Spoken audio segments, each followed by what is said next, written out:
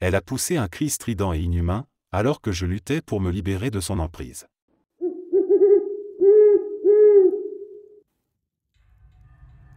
Je n'ai jamais été du genre à croire aux histoires de fantômes ou aux créatures mythiques. Pourtant, ce qui m'est arrivé dépasse tout ce que j'aurais pu imaginer. Si tu avais croisé cette femme, tu aurais pensé qu'elle était sortie tout droit d'un rêve ou d'un cauchemar.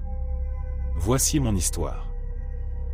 J'avais l'habitude de naviguer sur les applications de rencontres, mais après un certain temps, j'avais perdu tout espoir. Les matchs n'étaient que des bots ou des personnes peu intéressantes. J'étais sur le point de supprimer l'application quand elle m'a envoyé un message. Son nom était Lydia, et dès le premier coup d'œil, j'ai su qu'il y avait quelque chose de spécial chez elle. C'était ce que je cherchais depuis toujours, la beauté frappante, le regard envoûtant, le sourire parfait. Elle ressemblait à ces femmes qu'on voit dans les films, celles qui te font perdre la tête d'un simple battement de cils. Je me souviens encore du premier message qu'elle m'a envoyé, « Salut, tu as l'air intéressant. Ça te dirait qu'on fasse connaissance ?» Je n'en croyais pas mes yeux. Une femme aussi belle, aussi parfaite, qui s'intéressait à moi. C'était trop beau pour être vrai, mais j'ai répondu, poussé par la curiosité et un soupçon de vanité. Nos conversations ont été d'une fluidité déconcertante. Elle semblait savoir exactement ce que je voulais entendre, chaque réponse était parfaitement calibrée. Elle partageait mes goûts, mes passions, mes rêves. C'était comme si elle avait accès à chaque recoin de mon esprit et qu'elle savait précisément ce qui m'attirait. En quelques jours à peine, je me suis retrouvé complètement sous son charme. On a rapidement convenu de se rencontrer. Quand je l'ai vue en personne pour la première fois, elle était encore plus belle que sur les photos. Elle portait une robe rouge qui mettait en valeur chaque courbe de son corps. Son parfum envoûtant flottait dans l'air, m'encerclant, me captivant. Au lit, Lydia était tout simplement incroyable. Elle faisait des choses que je n'avais jamais osé imaginer, des choses qui repoussaient les limites de mes fantasmes les plus fous. C'était comme si elle savait exactement ce que je voulais, même avant que je le sache moi-même. Jamais je n'avais connu une telle passion, une telle intensité. Mais il y avait quelque chose de plus, un côté sombre que je ne comprenais pas encore. À chaque fois que je passais plus d'une heure avec elle, je me sentais épuisé, vidé. Ce n'était pas une fatigue physique, mais quelque chose de plus profond, quelque chose qui touchait mon esprit. C'était comme si chaque moment passé avec elle aspirait une partie de mon énergie vitale. Mais malgré cela, je ne pouvais m'empêcher de la revoir, encore et encore. Lydia restait toujours mystérieuse sur sa vie. Elle esquivait mes questions personnelles, changeait de sujet avec une habileté déconcertante. Je ne savais rien d'elle, si ce n'est ce qu'elle voulait bien me montrer. Et cela ne faisait qu'attiser ma fascination. Puis, un jour, elle a disparu. Plus de messages, plus d'appels. Je suis retourné sur son profil, mais il avait été supprimé. Comme si elle n'avait jamais existé. J'ai cherché à la contacter, à comprendre ce qui s'était passé, mais rien. Lydia s'était évaporée, me laissant seul avec mes souvenirs et mes cauchemars. Les nuits qui ont suivi sa disparition ont été hantées par des visions terrifiantes. Lydia apparaissait dans mes rêves, mais ce n'était plus la femme séduisante que j'avais connue. Elle était devenue quelque chose de bien plus sombre, une silhouette menaçante qui se glissait dans l'obscurité, se nourrissant de ma peur, de ma faiblesse. Chaque nuit, elle revenait, me laissant plus épuisé, plus brisé à chaque réveil. Ces cauchemars ont duré des années. Ils ont rongé ma santé mentale, me laissant en proie à des angoisses que je n'avais jamais connues auparavant.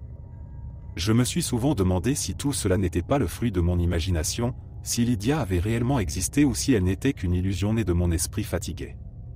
Mais au fond de moi, je savais la vérité. Lydia n'était pas une femme ordinaire. Elle était quelque chose d'autre, quelque chose de plus ancien, de plus malveillant. Une succube, une créature des ténèbres qui se nourrissait de l'énergie vitale de ses victimes, les attirant avec ses charmes irrésistibles avant de les laisser se faner, vides, brisés. Aujourd'hui, je vis dans la peur constante qu'elle revienne. J'ai quitté les réseaux sociaux, je me tiens à l'écart de tout ce qui pourrait me rappeler cette période de ma vie. Mais malgré mes efforts, je sens toujours sa présence, comme une ombre qui ne me quitte jamais, tapie dans les recoins de mon esprit. Lydia a volé bien plus que mon énergie vitale, elle a pris une part de mon âme, et je crains de ne jamais la récupérer.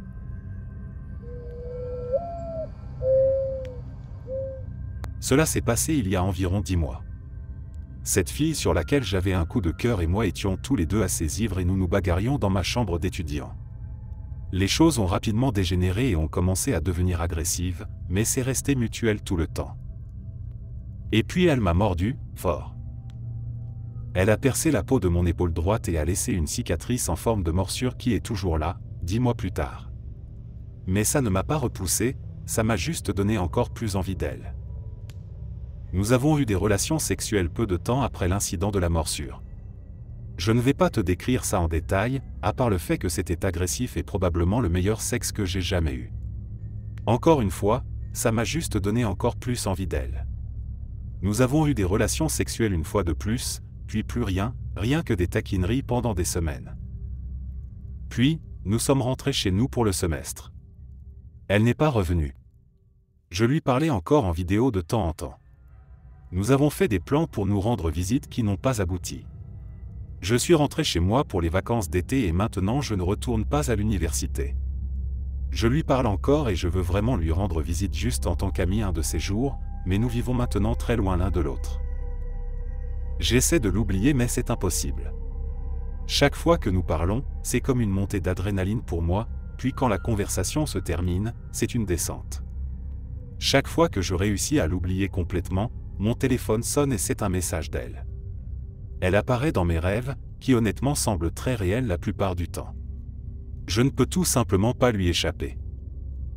J'ai traversé beaucoup de choses au cours des derniers mois et j'ai réussi à résoudre tous mes problèmes sauf un. Elle. Honnêtement, j'ai juste besoin de conseils et de savoir s'il y a un précédent pour ce genre de situation et quoi faire si on te mord. Je ne trouve rien sur Google à part l'histoire des succubes.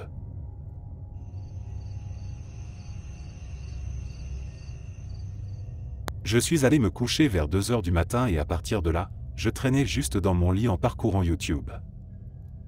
Et tout d'un coup, j'ai décidé de faire des recherches sur Google concernant les succubes. J'ai lu beaucoup d'expériences personnelles, des dangers de les invoquer, s'ils sont mauvais ou non, etc. et j'ai passé presque toute la nuit à lire à leur sujet. Ça me semblait plutôt intéressant. Mais plus tard, je me suis rendu compte que ces histoires me terrifiaient et que la pensée qu'un succube puisse me rendre visite me rendait paranoïaque. Je suis une personne assez paranoïaque en général, donc je n'ai pas pu dormir pour le reste de la nuit parce que j'avais peur. Puis, vers 8 heures du matin, j'étais extrêmement excité, je ne sais pas pourquoi j'étais aussi excité mais j'ai décidé de me soulager. Après avoir fini, j'ai enfin décidé qu'il était temps de dormir. Après environ 5 minutes, j'ai commencé à ressentir des picotements sur tout mon corps. J'étais allongé sur le ventre et j'avais l'impression que quelqu'un mettait sa main sous mon ventre et l'enroulait autour de moi, puis j'ai commencé à ressentir des picotements vraiment intenses sur tout mon torse, c'était un peu comme si on me câlinait autour de la poitrine et c'était chaud. Tout cela se passait alors que j'étais pleinement éveillé et j'ai commencé à paniquer un peu, mais je ne voulais pas bouger, je respirais très lourdement. Chaque fois que j'expirais, j'avais l'impression que mon ventre reposait sur la paume de quelqu'un. Après cela, j'ai commencé à avoir l'impression que quelqu'un tapotait sur tout mon lit, c'était bizarre. Juste après, j'ai eu l'impression que quelqu'un marchait sur mon lit autour de mes pieds, mais les pas étaient très légers et c'était très différent de la sensation que nous ressentons quand nous marchons sur nos lits. Il est maintenant 10 heures du matin et je n'ai vraiment pas envie de dormir à ce stade lol, je suis vraiment confus sur ce qui s'est passé, est-ce que ça pourrait être un succube essayant de me contacter? Honnêtement, j'ai un peu aimé ça, mais en même temps, j'étais terrifié. Si c'était un succube, je ne veux pas perdre le contact parce qu'en vrai, j'aimerais être en relation avec un succube qui ne me suce pas la vie. Dites-moi si c'était un succube ou si je suis complètement cinglé à force de lire constamment sur les succubes toute la nuit. Si c'était un succube, je suis presque certain qu'il ne m'aime pas parce que j'étais super paranoïaque pendant cet événement et on aurait dit que je lui disais de dégager, mais j'adorerais avoir un succube avec moi. Tout ce que je veux de elle, c'est qu'elle soit douce et qu'elle y aille lentement avec moi parce que ça me fait flipper, mais j'ai un peu envie de ça.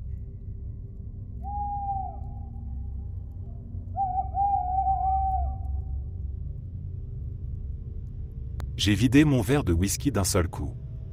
Le goût et l'odeur me brûlaient la gorge, comme si je buvais du feu. J'en ai commandé un autre. Le barman a obtempéré et m'a servi encore un verre. J'allais avoir besoin de boire autant que je pouvais me le permettre pour surmonter ça. Ma femme me trompait avec Tom, le voisin. Depuis des années, m'a-t-elle avoué. Je suis rentré à la maison après avoir été viré de mon travail, et pour couronner le tout, je les ai trouvés ensemble. Dans notre lit. Elle ne portait rien d'autre qu'un soutien-gorge en dentelle en montant sur lui. Je me souviens seulement avoir hurlé à plein poumon et avoir vu rouge. J'ai peut-être cassé le nez de Tom dans un accès de fureur.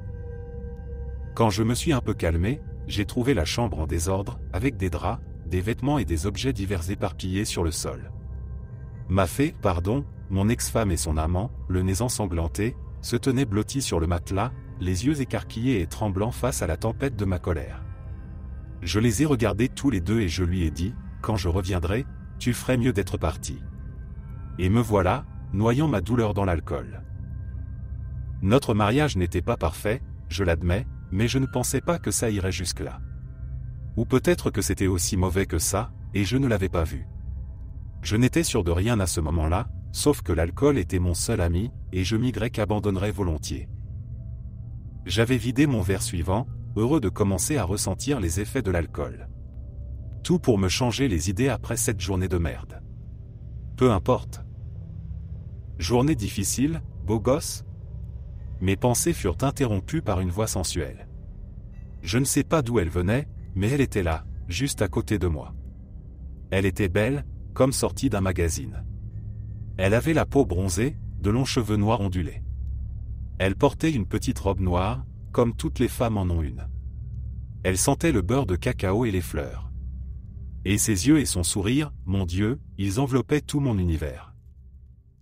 Personne ne boit autant à moins d'avoir passé une journée difficile, dit-elle.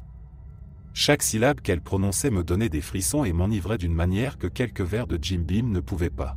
J'ai été viré et ma femme me trompe depuis des années, ai-je lâché. L'alcool vous pousse à vous ouvrir comme un livre à n'importe qui. J'aurais probablement déballé ma vie au barman désintéressé, qui avait probablement entendu des histoires plus folles que la mienne. Je m'en fichais. Je voulais juste que quelqu'un ait pitié de moi. Ma compagne inconnue tenait un martini dans sa main. Elle a attrapé l'olive sur le pic et m'a dit, « Tu sais que le meilleur moyen d'oublier une femme, c'est d'en trouver une autre. » Elle a levé les sourcils et léché l'olive d'une manière très suggestive. Bientôt, elle l'a mise dans sa bouche. Avant que je ne m'en rende compte, nous étions dans une chambre de motel sale et sans intérêt, mais ça ne me dérangeait pas. Mon ex avait des années d'un autre homme derrière mon dos, et bon sang, c'était mon tour. Nous étions à un amas de sueur, de bras et de jambes alors que je la montais. Au début, elle semblait froide à l'intérieur, mais le sexe était époustouflant. Ce que ma femme et moi avions n'était rien comparé à ça. Elle gémissait sans cesse et je gémissais et haletais en réponse. Elle en voulait plus et je lui en donnais plus. Puis j'ai ressenti de petites piqûres sur mon pénis, comme de minuscules épines qui s'enfonçaient dedans. J'ai crié, aïe, de douleur et j'essayais de me retirer, mais elle m'a attrapé par les bras. La force avec laquelle elle me tenait était presque écrasante. Et, qu'est-ce que tu... ai-je commencé à demander avant de crier. La femme sur laquelle j'étais il y a à peine une minute était maintenant autre chose, complètement différente. Ses yeux envoûtants avaient été remplacés par deux fosses noires, vides de toute vie.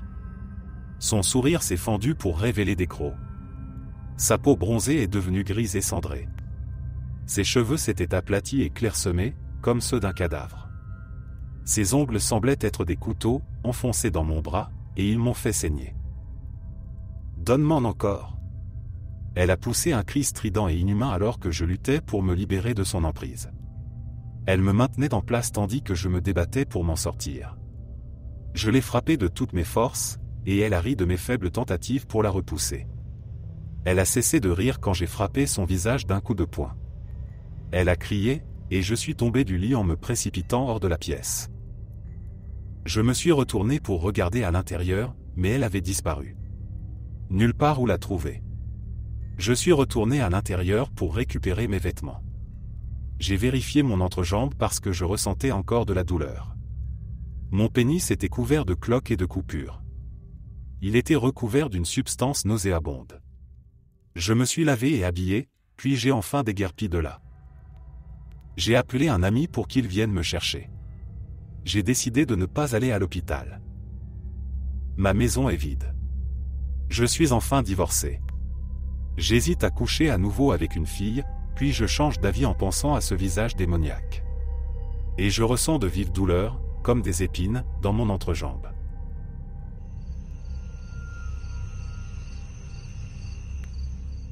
Je l'ai remarqué il y a environ une semaine. Un bleu frais s'était formé sur le dessus de mon pied, de la taille d'un gros œuf. Je n'y ai pas vraiment prêté attention, j'étais allé à une fête quelques jours auparavant, et dans mon état d'ivresse, j'admets que j'avais trébuché et chuté à plusieurs reprises. Mais c'était étrange que cela ait pris presque 3 jours pour apparaître, j'ai mis ça sur le compte de ma maladresse et de mon inattention, pensant que ce serait la fin de l'histoire.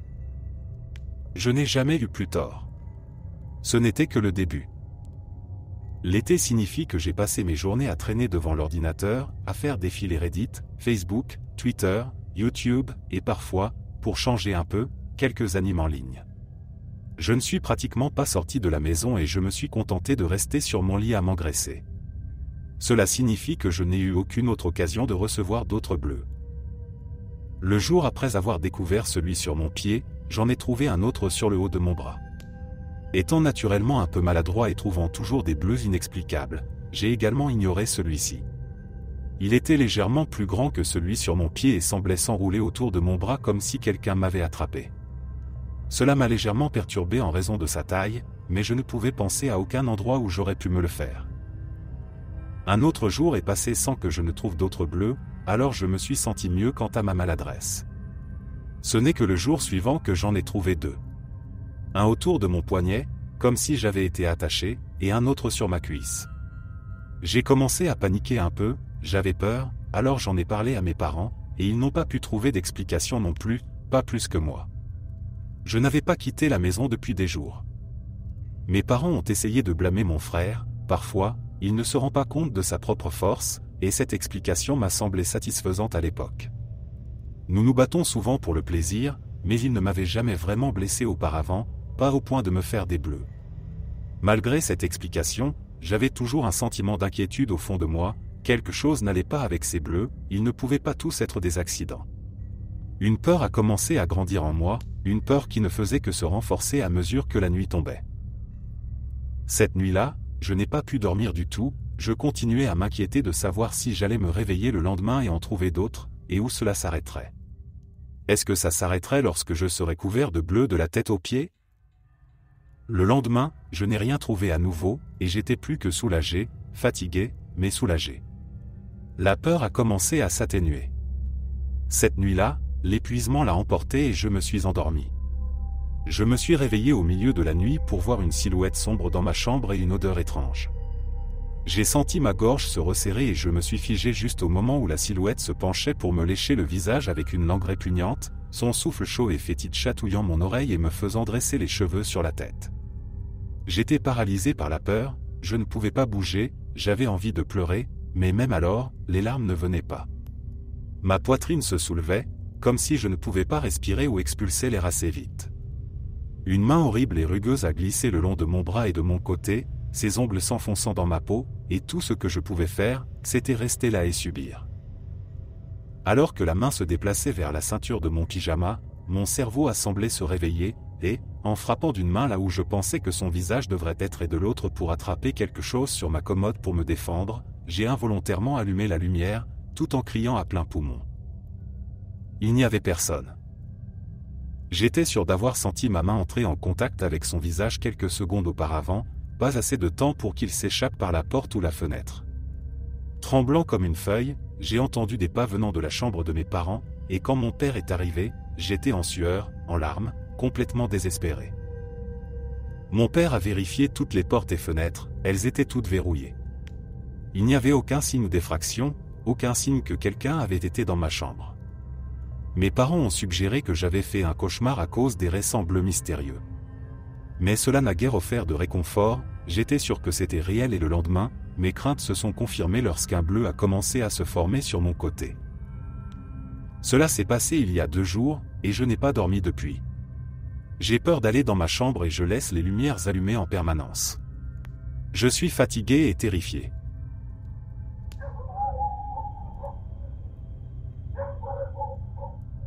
C'est une histoire un peu embarrassante.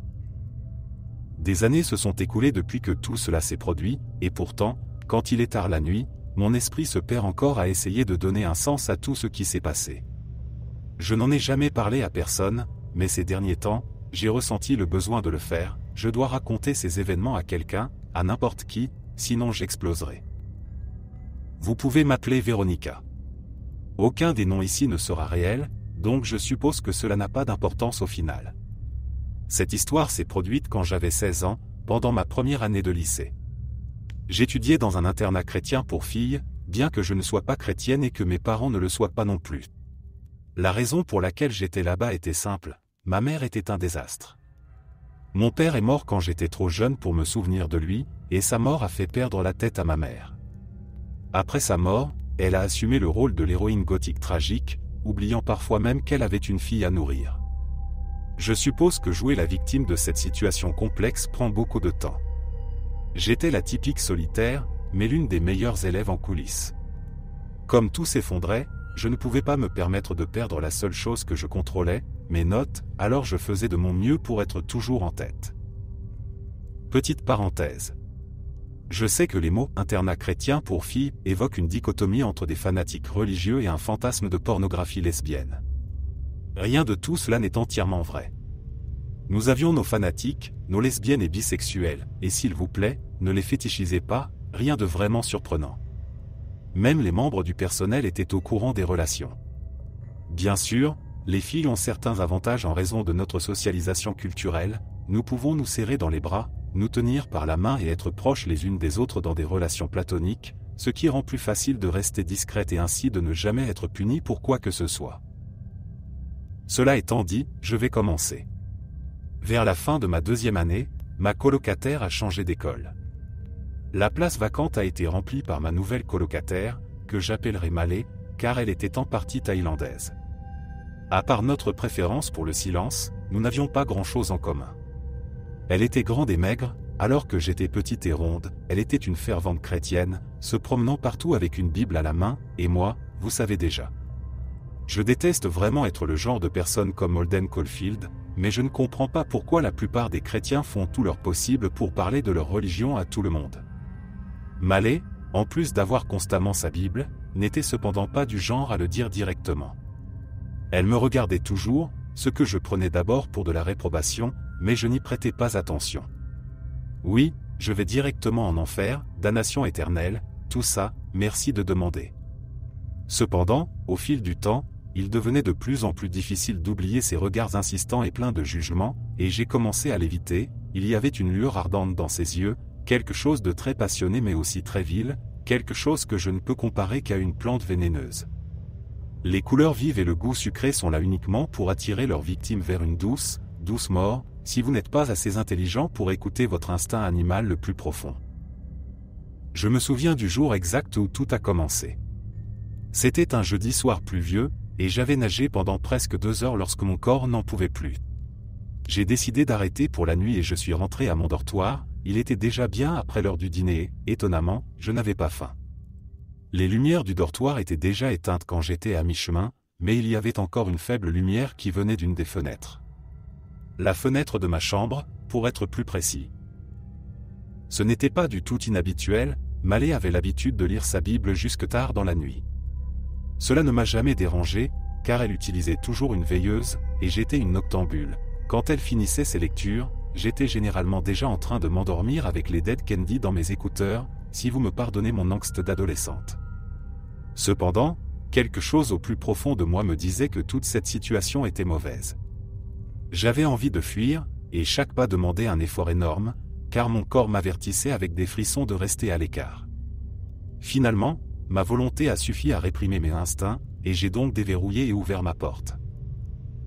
Vous pouvez imaginer ma surprise lorsque j'ai vu ma douce et pure colocataire chrétienne allongée nue dans un cercle de bougies, sa Bible à la main.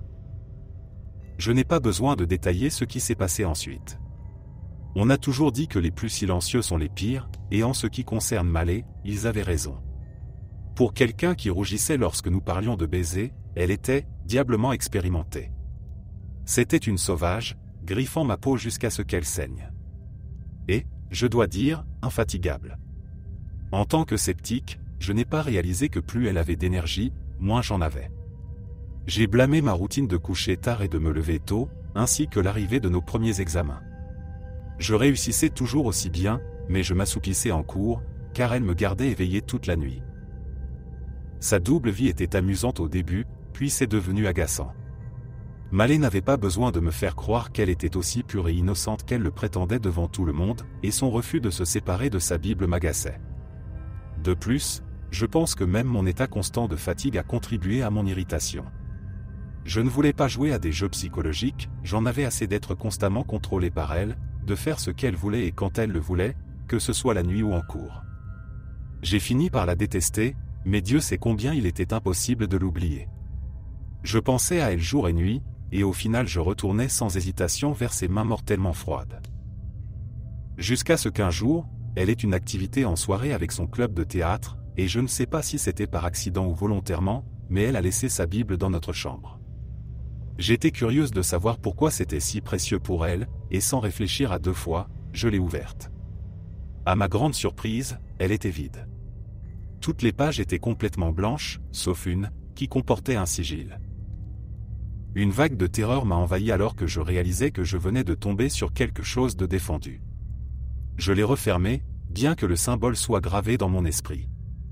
J'ai passé la soirée à chercher frénétiquement sur Internet, à peine consciente du temps qui passait, essayant de savoir ce que c'était, quand j'ai trouvé une explication très simple, le sigil d'Azazel.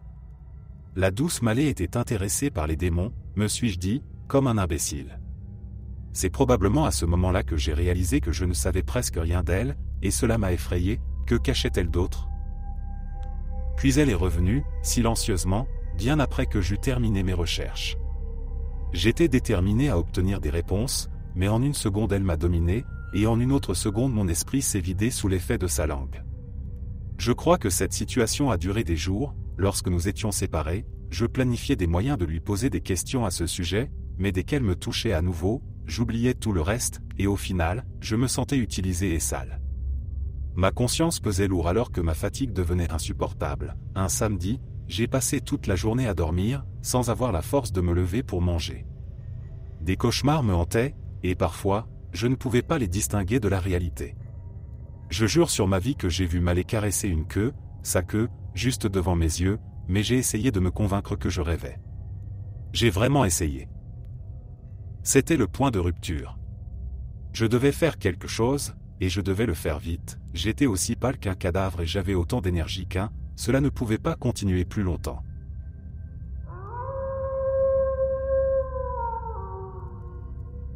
J'écris ceci à 1h du matin là où je vis.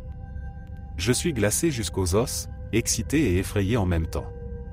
Il y a quelque temps, je regardais une émission sur Netflix sur le surnaturel. Le genre habituel de chasse aux fantômes. Ce fantôme ou démon ou peu importe ce que c'était s'appelait un succube. Apparemment, le succube est une créature sexuelle qui se lie aux hommes. Ok, je m'emballe un peu. Vous devez savoir que je n'ai que 16 ans. Je suis un adolescent typique et, comme vous pouvez vous y attendre, j'ai des pulsions sexuelles assez fortes. Donc, maintenant, vous comprenez pourquoi je m'intéresserai au succube. Écoutez, je ne suis pas ravi d'être un peu pathétique, mais avoir du sexe nocturne et de l'affection d'une entité magnifique est quelque chose que quelqu'un comme moi ne connaîtra jamais. J'ai une scoliose sévère et des spasmes bronchiques induits par l'effort. En plus de tout ça, ma jambe gauche est plus courte de 10 cm que ma jambe droite. Je ne suis pas très mobile et je pourrais perdre quelques kilos. Plus que quelques-uns. Disons simplement que je ne suis pas vraiment courtisé par les filles. Elles sont toutes des idiotes à mon école de toute façon. Tout autant qu'elles sont. Donc, j'ai fait des recherches sur le web mondial à propos des succubes et j'ai été très intrigué. Elles m'aimeraient et s'intéresseraient à moi. Pas comme ces idiotes prétentieuses à l'école. J'ai donc pris une décision, j'allais invoquer un succube. J'ai fait suffisamment de recherches et j'ai trouvé un rituel d'invocation que j'ai utilisé il y a environ 2 heures. C'est là que ça devient intéressant. Donc, pour préparer mon espace d'invocation, je suis descendu dans mon sous-sol garage. Le sol en béton ferait bien l'affaire. J'ai utilisé de la craie blanche pour créer, avec beaucoup de soin, ma meilleure tentative de pentagramme. Des bougies blanches ont été placées à chaque point, et je me suis allongé nu au centre, récitant ma prière d'invocation. Tout cela semble si ridicule quand je l'écris, mais c'était une expérience mystérieuse et érotique. Alors que je suis allongé là, exposé et exalté, je sens sa présence. Légère comme une plume, elle trace le long de ma jambe et me procure un plaisir dont je ne soupçonnais pas l'existence. D'une manière ou d'une autre, je savais que mon succube m'avait pris dans sa bouche. La sensation était incroyable. Mais malheureusement, cela s'est terminé brusquement, avant que je puisse jouir. Alors, j'ai remis mes vêtements et j'ai joué à la Xbox. Je suis au milieu du jeu quand la sensation de sa présence revient. Cette fois, je sens ses bras drapés autour de moi et sa langue me caressant le cou. J'expire et lève les yeux, voyant la croix au-dessus de la porte en haut des escaliers. Je me sens mal à l'aise et coupable. La sensation disparaît, et immédiatement je sens une odeur étrange de fumée métallique venant de l'étage. Je monte en boitillant et je vois des volutes de fumée noire s'échapper de l'arrière du crucifix en argent. Je ne peux pas l'atteindre. Comme si elle savait, la croix tombe dans les escaliers et je la suis, la trouvant par terre. Je la ramasse et je sens de la chaleur sur l'envers. En la retournant, je découvre une inscription fraîche avec un petit pentagramme en dessous. Gravé dans le métal, il y a « Alera ». Choqué et exalté, j'ai tapé ceci juste pour vous prouver à tous que le surnaturel est réel. On dit que quand on dort, on peut rêver intensément de son succube, et je commence à m'assoupir. Bonne nuit à tous.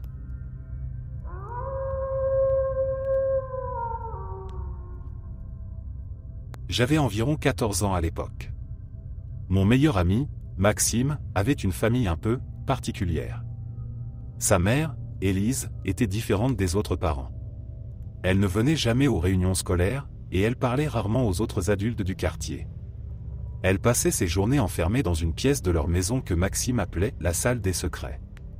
C'était une petite pièce au fond du couloir, toujours fermée à clé. Maxime n'avait pas le droit d'y entrer, et quand il m'en parlait, c'était toujours sur le ton de la plaisanterie, mais je voyais bien qu'il était curieux, voire un peu inquiet. Un jour, alors que nous traînions dans sa chambre, Maxime m'a montré un vieux livre poussiéreux qu'il avait volé dans la fameuse salle des secrets. Le livre était en mauvais état, avec une couverture en cuir usé et des pages jaunies par le temps. Les symboles étranges qui ornaient la couverture ne ressemblaient à rien de ce que j'avais vu auparavant. Maxime m'a dit que c'était un grimoire, un livre de magie noire appartenant à sa mère. Au début, je n'y ai pas prêté trop d'attention. Je pensais que c'était juste un vieux livre poussiéreux rempli de superstitions et de charabia incompréhensibles. Mais Maxime, avec son enthousiasme contagieux, m'a convaincu d'essayer un des rituels qu'il avait trouvé dedans. C'était un simple rituel d'invocation qui, selon lui, devait appeler un esprit pour répondre à nos questions. C'était absurde, mais l'idée de faire quelque chose de défendu et de mystérieux était excitante. On a attendu que mes parents sortent pour tenter le coup chez moi. Maxime a apporté le livre, et nous avons préparé tout ce qu'il fallait. La description dans le livre demandait de dessiner un cercle avec certains symboles autour, d'allumer quelques bougies et de dire des phrases en latin que ni lui ni moi ne comprenions. On a fait tout ça en plaisantant, en riant, et en se moquant de la situation. Une fois tout en place, Maxime a commencé à lire à voix haute les phrases inscrites sur la page du livre. Sa voix résonnait dans la pièce, et je dois avouer que l'atmosphère a changé. Peut-être que c'était juste l'effet de la lumière des bougies et du silence inhabituel, mais j'ai commencé à me sentir mal à l'aise. Pourtant, on a continué. Quand Maxime a prononcé les derniers mots, il ne s'est rien passé. Absolument rien. On s'est regardé en riant nerveusement. C'était ridicule, une perte de temps. C'est ce que je pensais. Mais quelques minutes après avoir éteint les bougies, j'ai entendu un bruit venant du couloir. Un bruit léger, presque imperceptible, comme si quelqu'un glissait ses doigts sur le mur. Maxime a blêmi et a arrêté de rire. « T'as entendu ça ?» m'a-t-il demandé. J'ai hoché la tête, mon cœur battant de plus en plus fort. On a essayé de rationaliser. C'était sûrement le vent ou un effet sonore dû à notre paranoïa. Mais le bruit s'est intensifié, se rapprochant de la porte de ma chambre. C'était comme des pas, lents et calculés, presque comme si quelqu'un ou quelque chose rampait. La poignée de la porte s'est mise à tourner doucement. Je me suis figé, incapable de bouger ou de parler. Maxime, lui, s'est levé d'un bond et a fermé la porte à clé. On s'est assis en silence, le regard fixé sur la porte, priant pour que ce soit juste notre imagination. Mais le grattement contre la porte a commencé, suivi de murmures à peine audibles, comme si quelqu'un essayait de communiquer à travers la porte. Les mots étaient indistincts, étouffés, mais clairement pas d'origine humaine. Ça ne ressemblait à rien de ce que j'avais entendu avant. On a passé ce qui m'a semblé être des heures, terré dans ma chambre, jusqu'à ce que le bruit cesse soudainement. Quand on a finalement trouvé le courage d'ouvrir la porte, il n'y avait rien. Pas une trace, rien qui puisse expliquer ce qu'on venait de vivre. Maxime a repris le livre et l'a remis en cachette dans la salle des secrets, chez lui. On n'en a plus jamais reparlé, ni tenté de refaire quoi que ce soit de ce genre. Peu de temps après, Maxime et sa famille ont déménagé. Je n'ai jamais su pourquoi exactement, mais j'ai toujours eu le sentiment que ça avait quelque chose à voir avec ce qu'on avait fait ce jour-là. Même aujourd'hui, en tant qu'adulte, je ne sais pas quoi penser de cette expérience. Était-ce juste notre imagination qui nous jouait des tours ? Ou avons-nous réellement invoqué quelque chose ce jour-là ? Je ne le saurai probablement jamais, mais je peux vous dire que depuis ce jour, je ne me moque plus de ces histoires de sorcellerie et de surnaturel.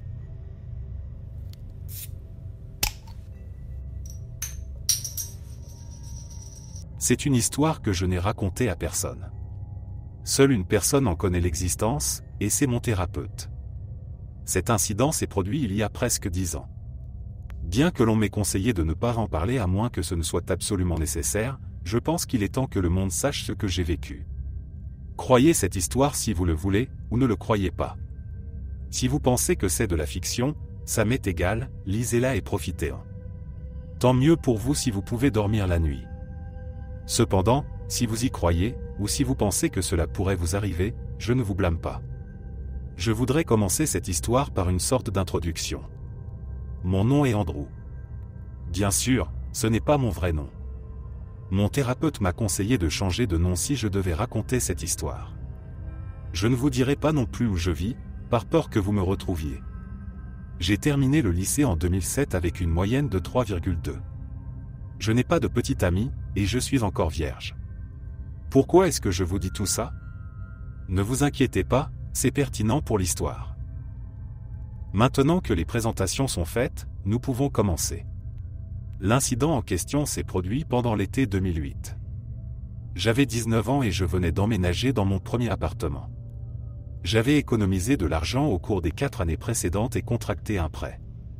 Mon appartement était vide, à l'exception des appareils déjà installés. Mon lit était en route et n'arriverait que le jeudi suivant, alors je dormais sur un futon, c'était plutôt inconfortable, mais c'était mieux que de dormir par terre. J'avais un emploi de caissier dans l'épicerie près de mon appartement et je gagnais assez bien ma vie. Le loyer ne posait pas de problème, car je vivais dans un appartement à faible revenu d'une seule chambre, à environ 5 km de ma ville natale. Une fois par semaine, j'invitais ma mère à dîner, et nous repensions aux vieux souvenirs de l'époque où je vivais avec elle et mon oncle. Mon père est décédé il y a quelques années d'un cancer du côlon, et c'est un sujet sensible. Je suis le genre de personne qui aime expérimenter de nouvelles choses dès que possible.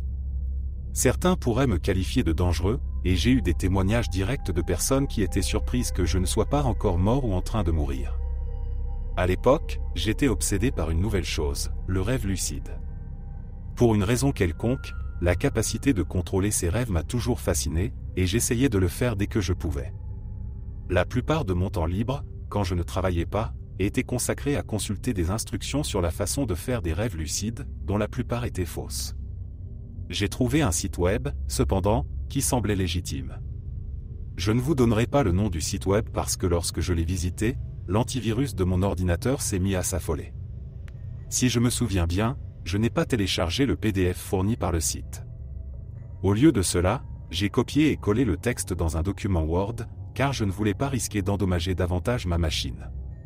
Après l'avoir imprimé, j'ai effectué un scan complet de mon système et un nettoyage en profondeur, effaçant mon historique et faisant tout ce que je pouvais pour que l'on n'ait jamais l'impression que j'étais allé sur ce site.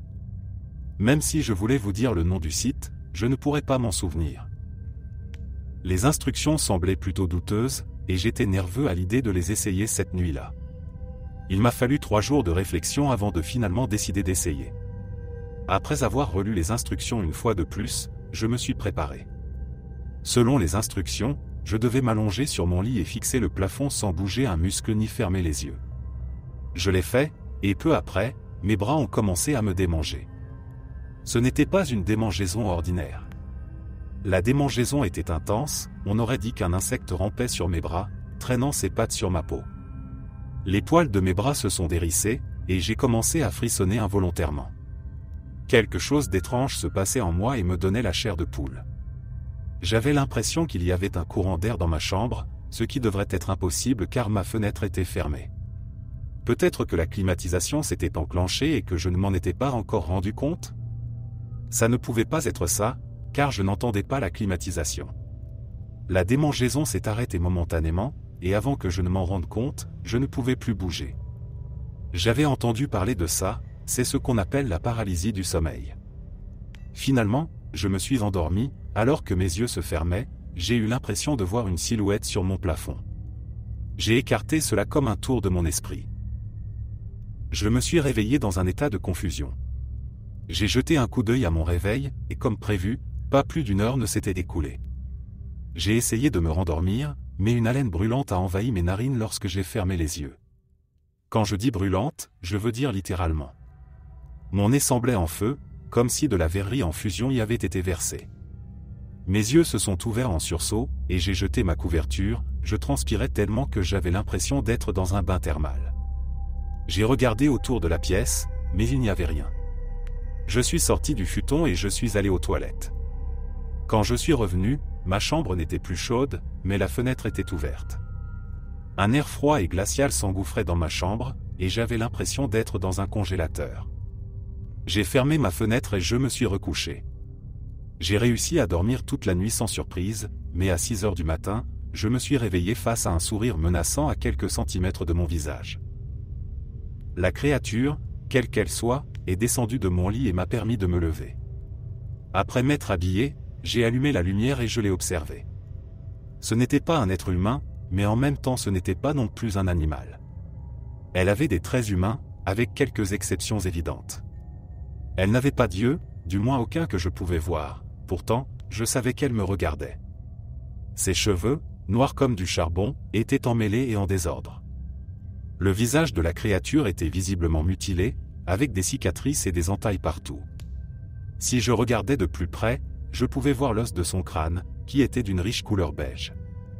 Il y avait une déchirure qui s'étendait du bas de son front jusqu'à sa bouche, qui était étirée en un large sourire. De la matière cérébrale débordait de sa tête, mais elle ne semblait pas souffrir. Ses lèvres mesuraient au moins 10 cm de longueur et étaient d'un rouge écarlate. Cela contrastait avec sa peau, qui était d'une teinte auburn plus sombre. Sa langue sortait de sa bouche et elle était longue. Elle avait l'air tranchante comme un rasoir et j'avais peur de la toucher de peur de me couper. La langue descendait jusqu'au sein nu de la créature, ce qui m'a permis de comprendre qu'elle était de sexe féminin. La créature ne portait pas de soutien-gorge, ce qui m'a permis d'examiner de plus près ses seins.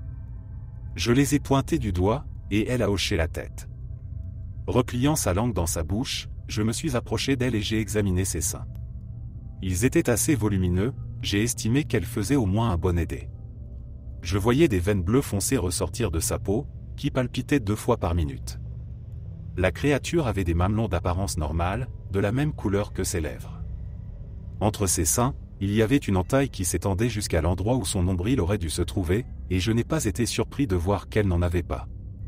La créature remarqua que je fixais cette entaille et l'ouvrit. J'ai vu sa cage thoracique, aussi beige que son crâne. Elle s'est levée et son corps s'est étendu à sa pleine hauteur. Elle mesurait au moins 2 fois ma taille.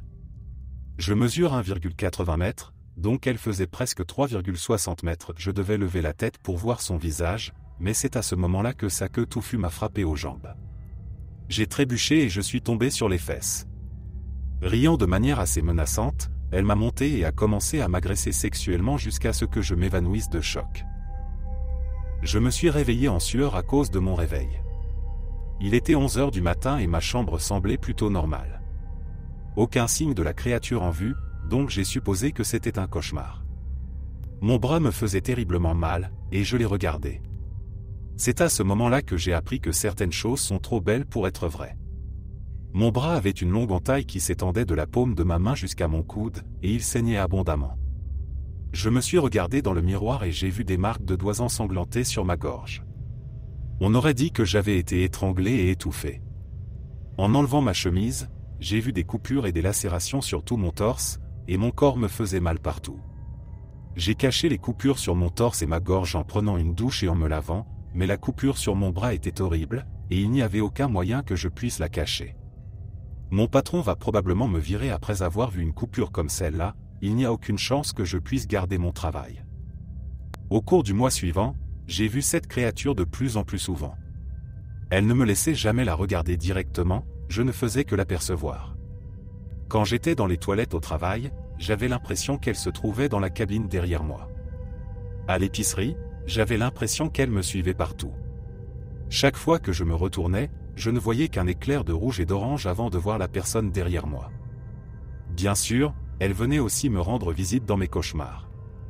Je n'ai jamais pu arrêter de penser à cette rencontre fatidique avec elle.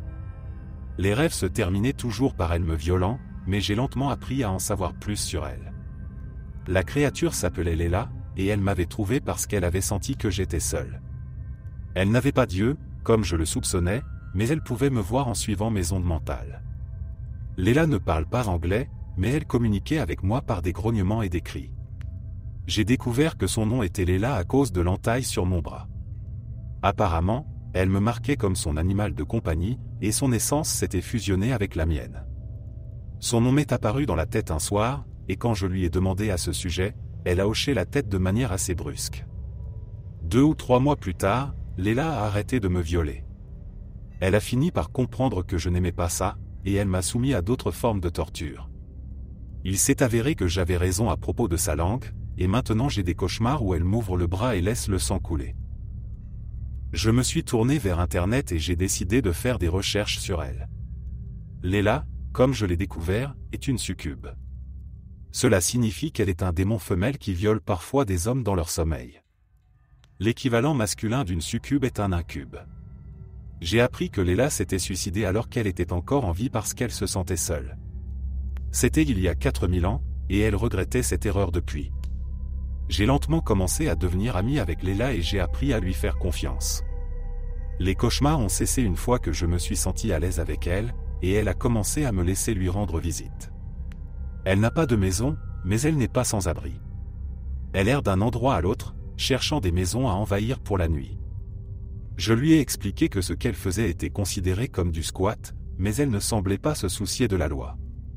Je lui ai appris à parler anglais, bien que ce fût un processus ardu. Elle ne sait dire que des phrases de base, les phrases plus compliquées, elle me les envoyait par télépathie. Tout cela a changé quand j'ai eu 20 ans. Je suis rentré du travail et Léla était assise dans ma chambre. Elle mangeait une chèvre et n'a même pas pris la peine de la cuisiner. L'animal cru était sur le sol à quelques mètres devant elle, et le tapis était trempé de sang. « Comment, travail ?» m'a demandé Léla. J'ai souri et je lui ai raconté ma journée. Elle a pris ma main et m'a léché la paume affectueusement avec sa langue tranchante comme un rasoir. J'ai à peine grimacé de douleur, je m'y étais habitué, donc ça ne faisait pas aussi mal. « Viens, beaucoup, montrer », m'a-t-elle dit, en se levant et en me faisant signe de grimper sur son dos. Je l'ai fait, et elle est sortie par ma fenêtre. Elle s'est rendue dans une partie de la ville où je n'étais jamais allé auparavant et est entrée dans un bâtiment par une fissure dans le mur.